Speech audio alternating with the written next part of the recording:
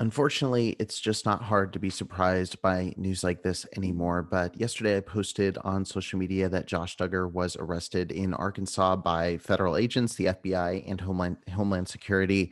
And there was no report of what exactly happened, just that he had been arrested and that the charges weren't being shared at that time. And many people obviously had their own assumptions of what was happening. I withheld from making any assumptions publicly on it because I didn't want to be proved wrong. But I had a pretty strong suspicion that it was going to be pretty close to what got reported today, this morning. And it's unfortunate because there was some talk that, his dealership had been raided a few years ago. People were saying maybe it was financial fraud, things like that. And I was hoping and hoping and hoping that that's what it was.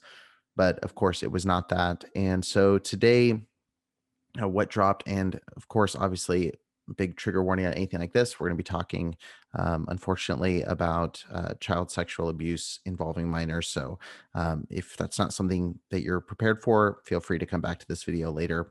But today, it was reported by multiple outlets. The first that I saw it reported from was The Sun, which I waited a second to react to that because sometimes their news isn't very reliable. But it's been reported by several different outlets at this point. It's spread pretty widely. Uh, and Anyway, here's one of the articles. It says Josh Duggar pleads not guilty to federal child pornography charges following arrest. The hearing, which was held virtually over Zoom today in Arkansas, began at 11 a.m. Duggar appeared from jail and was seen smiling before the hearing kicked off. You can see that in the mugshot from yesterday. He was smiling there as well. He was represented by Arkansas attorney Travis W. Story. The United States Attorney Office of the Western District of Arkansas confirmed the 33-year-old former 19 Kids and Counting star has been charged with receiving and possessing material depicting the sexual abuse of children. Duggar is accused of allegedly using, quote, the internet to download child sexual abuse material. Duggar allegedly possesses material, some of which depicts the sexual abuse of children under the age of 12 in May 2019, end quote. A release from the U.S. Attorney Office states. Duggar is charged by indictment. If convicted, he faces up to 20 years of imprisonment and fines up to $250,000 on each count.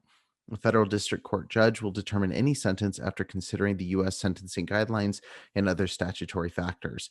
Duggar's charges were not read aloud during the hearing, a request made by his attorney and granted by the court. His attorney pleaded not guilty to both counts. Duggar's attorney is requesting he be released on bond. A trial date for this case was set for July 6th, with a pretrial hearing scheduled for July 1st. Prior to trial, and based on his request to be released from jail on bond, federal magistrate Judge Aaron L. Weidman informed Duggar's attorneys that if he is eligible for release, he would be required to reside with a third party custodian. And Weidman informed Duggar that he cannot be in the presence of minors if he's released from jail. A hearing set to determine whether he will be released is scheduled for May 5th at 1:30 p.m. Central Time. Given the nature of the charges against him, and again, this is a quote from Weidman, says, given the nature of the charges against him, the court would likely require a third-party custodian that he could reside with and that would ensure compliance with conditions of bond. So you would all need to get that line out and inform our probation office of who that person is so they could interview that person, Weidman said. Quote, they will also want to interview Mr. Duggar. They won't discuss your charges, Duggar, but they will interview you for information to determine whether you're a good person for release in a residence where there are no minors in the home or that would be visiting unsupervised, the judge continued. Defense counsel was ordered to propose a third-party custodian to the probation office. Throughout his star will remain in custody pending the May 5th hearing.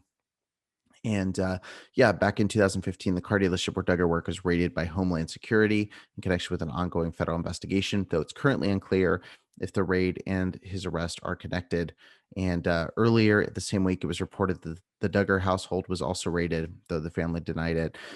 Look, I don't have a lot of added commentary to this. I'm pretty sure most of what I could say about this would be echoed by many of the listeners of this show.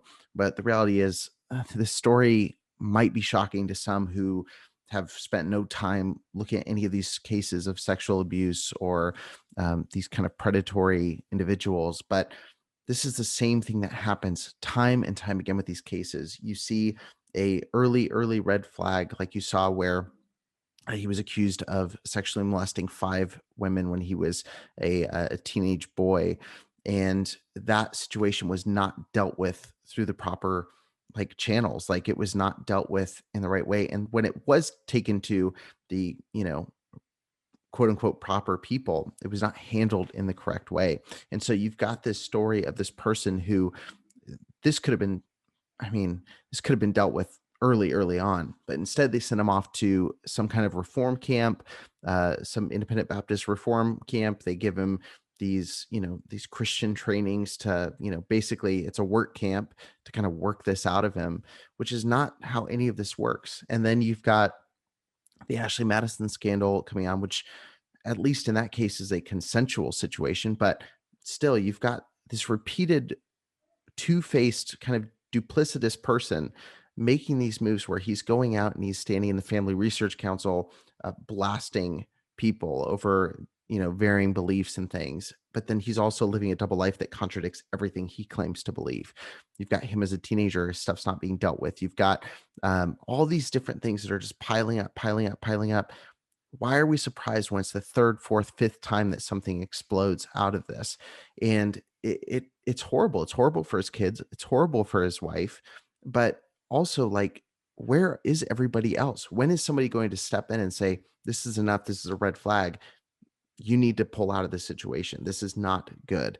And I wish that someone would go there and do that for his family. I wish that someone would go out there and say that. But unfortunately, like I said, I wasn't shocked by the charges this morning. I wish that I would be. I was praying and hoping that it was not this, that it was something financial fraud.